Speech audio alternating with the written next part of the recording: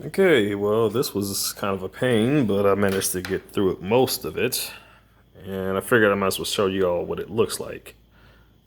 See, I got the electronic claws there. All I gotta do is zap. I'm not turning this thing on because I'm recording, not taking a chance there. And I got the electric punches. I may need to actually fix these out. But as you can see, yeah, that will fucking hurt. Got the plug charger unit there. So the battery pack's off to the side. I don't want it on the top because, well, that would actually maybe, damage it. I got it secured down as well so it's not flopping all over the place. But yeah, this will be my first electric shock glove that I made. I was deciding on making one before, but I was kind of debating on it. Now, the next thing I'm going to be working on is the electric shock blade. I'll let you guys see what this thing looks like. Now, the units are not on it yet, but that will be on there tomorrow, just so you can see. And this thing is not one sword, it's two. The more weight you have on the blade, the stronger it is. Now, I'm not advocating violence in any way, so don't get that idea. No, I'm not some mad scientist. No, this is just a simple. This is like just some of the few hobbies I had when I was small. Or should I say when I was a teen? Just a bunch of me and a couple of my old friends or whatever. Some of the friends I was lucky enough to even have back then, when we weren't moving around so much, was we were building like random stuff out of anything like that. Nothing dangerous or whatever. It was just a common hobby. We would like pretty much kind of like what Man at Arms do. If you haven't seen their YouTube channel, it was pretty much just making pretty much like swords, staffs, knives, all kinds of stuff. It was mostly wooden based, so it wasn't dangerous or anything like that. But I gotta admit, I actually rather like how this turned out. Pretty badass, doesn't it? Now, it could have been better. Now, if you want it right there, the thumb basically has both the switch. All I have to do is press that, as well as the turn on switch is there too. So when I basically fold my arm in, or should I say, not my arm, what am I saying? My hand, when I fold in my hand, right? Technically, oh, it looks like I'm going to have to secure that down. Now, I'll be able to take care of that anyway. But when I fold my hand in, I'm already gonna be pushing the button because my thumb is gonna be up against my palm. So doing that, I'm able to just go ahead and punch like that, or doing that, I'll be able to just go in like that. So either way, I'd still either be able to do an electronic, slap or an electronic punch. Wow, this thing took damn near like what took me like 2, maybe 3 hours to build, maybe less. Not sure. Wasn't really paying attention at the time due to me playing music or whatever.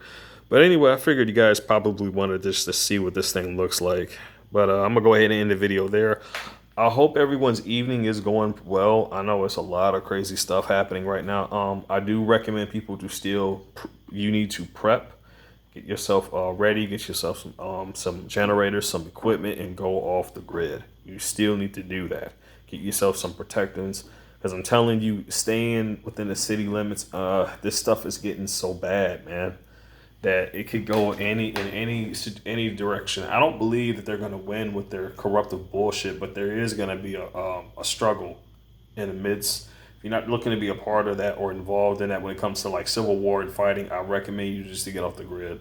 Honestly, me personally, I'm getting off the grid because look, man, people warned people about this corruptive bullshit for years. People didn't want to listen. They kept saying, "No, no, it's nothing. This it's nothing that." I'm willing to fight alongside people if they're willing to wake the fuck up. But if they're not, I mean, I'm not gonna stick my neck out for people who don't want to fight. Of only people I'm sticking my neck out for now is people who do want to fight this shit. People who do want to spread awareness about this and be able to help those out in need who are also suffering from these directed energy weapons and so on and so forth. Not even just that, but the corruptive bullshit that they're going through as well.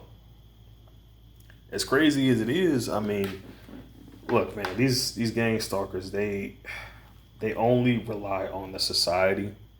They don't know how to do too much of means to themselves, which is why they rely on the situations being so easy for them. That's why they're basically going out, doing the crap that they do, because it's just so much easier for them. They don't know how to really survive anywhere else. And we are just in a situation where we're dealing, and it depends on our upbringing, really. And we're dealing with the fact that both men and women are in a generation of time right now to where we just don't get along. It's not to say all of us don't.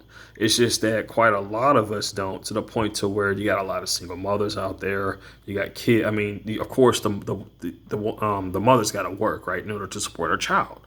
So you got a situation to where these kids are just growing up without parents, without not just the mother, but without the father either. And it makes it 10 times worse when the mother brings somewhat of a father figure in, only for that father figure to just disappear.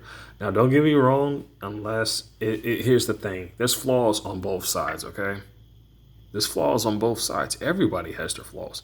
The point is to make compromises with those flaws. That's what counts. That's what matters. But if people can't do that, if you can't accept the flaws in the person you're dating, you're seeing, then I mean, I don't know what else to tell you. You got to be able to work through that. It can't just be the first thing that happens and you're all upset and oh, it's just not, you just decide, oh, it's not working and move on. People who do that shit weren't even, if the person just goes off and does that, it means they weren't serious about the relationship from the beginning. And pretty much it's very suspicious if they do that, because now it comes to a point to where, I mean, what were they using you? Crazy. I know.